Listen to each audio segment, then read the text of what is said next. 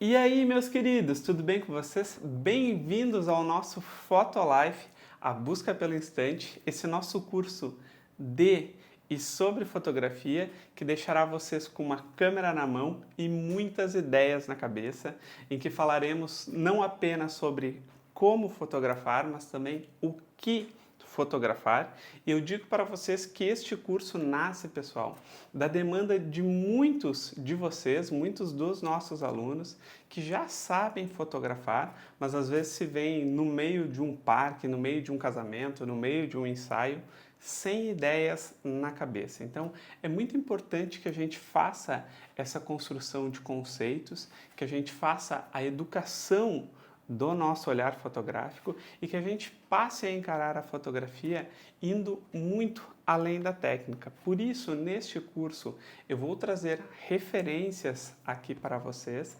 referências essas, pessoal, que nos inspiram e que nos ajudam a construir o nosso olhar fotográfico. Então, o nosso grande objetivo aqui no Photolife, pessoal, é que vocês não tenham que construir de forma solitária este caminho. Na verdade, o que as mais recentes teorias aí sobre a arte nos dizem é que a originalidade é uma mentira, que na verdade isso que chamamos de original é a capacidade que a gente tem de ir construindo um mosaico de referências. Então eu vou pegando um pouquinho do Ansel Adams, eu vou pegando um pouquinho do Richard Avedon, vou pegando um pouquinho do Robert Capa, um pouquinho do Henri Cartier-Bresson e vou tirando de cada um desses fotógrafos alguns elementos em que eu coloco dentro da minha fotografia, de uma forma que esse mosaico ele está tão bem construído que as outras pessoas não conseguem ver isso de maneira fragmentada.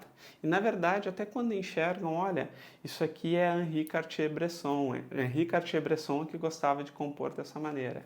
É uma forma, inclusive, da gente dialogar com a nossa arte. É muito importante que a gente conheça a linguagem fotográfica para que a gente possa dialogar com a fotografia, em que a gente possa mostrar as nossas referências, as nossas inspirações e mostrar como vamos além das nossas inspirações. E este exemplo, pessoal, ele só nos mostra a importância de, além de estudarmos a técnica fotográfica, que a gente comece a estudar, a analisar, a se ambientar com fotografias, porque essas fotografias, elas vão moldando o nosso olhar. César, tudo isso está dentro de um grande campo teórico, mas eu gostaria de saber como eu faço para começar a construir o meu olhar fotográfico. E nessa nossa primeira aula aqui, eu vou passar para vocês uma das formas da gente começar este nosso caminho de construção do olhar. E a gente vai começar isso falando sobre o olhar estrangeiro. Essa, pessoal, é uma teoria que fala quase que literalmente sobre o olhar deste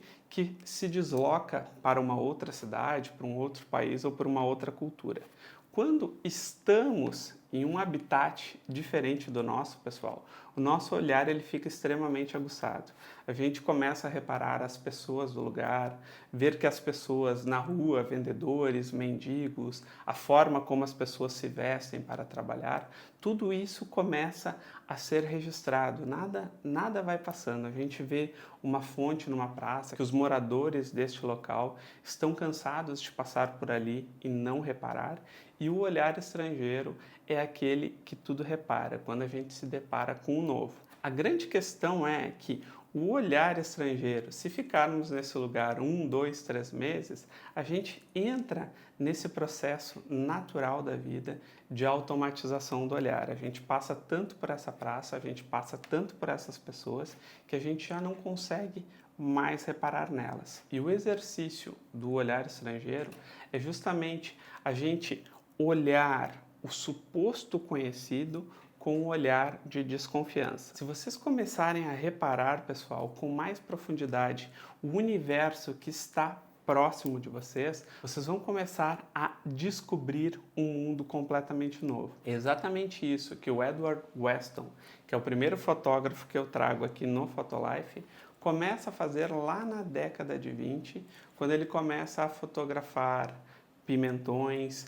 alcachofras e outros legumes a partir de uma perspectiva mais macro, que faz com que quando somos impactados por essas fotos, quase não conseguimos imaginar que, por exemplo, isto é uma alcachofra ou que isto é um pimentão.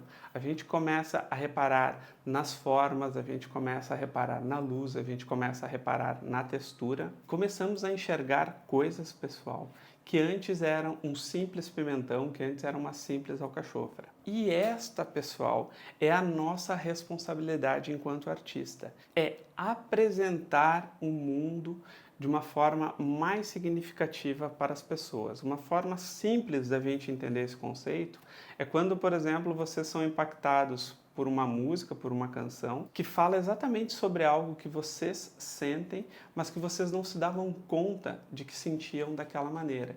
Então vem a mediação do artista e mostra para vocês uma forma de sentir que vocês se identificam e vocês entendem. Nossa, é exatamente isso. E essa, pessoal, é uma das sensações que precisamos transmitir quando fotografamos, que as pessoas olhem as nossas fotos e elas passem a se identificar e a produzir sensações e sentimentos que talvez elas desconheciam, mas que ao serem reveladas ali pelo artista, começamos a nos dar conta. Um outro exemplo que eu gosto muito de trazer, pessoal, é que a nossa vida ela é uma cadeia ordinária de acontecimentos. Normalmente, levantamos quase na mesma hora, vamos tomar café mais ou menos na mesma hora, vamos ao trabalho, voltamos do trabalho e vamos fazendo a construção da nossa rotina ordinária.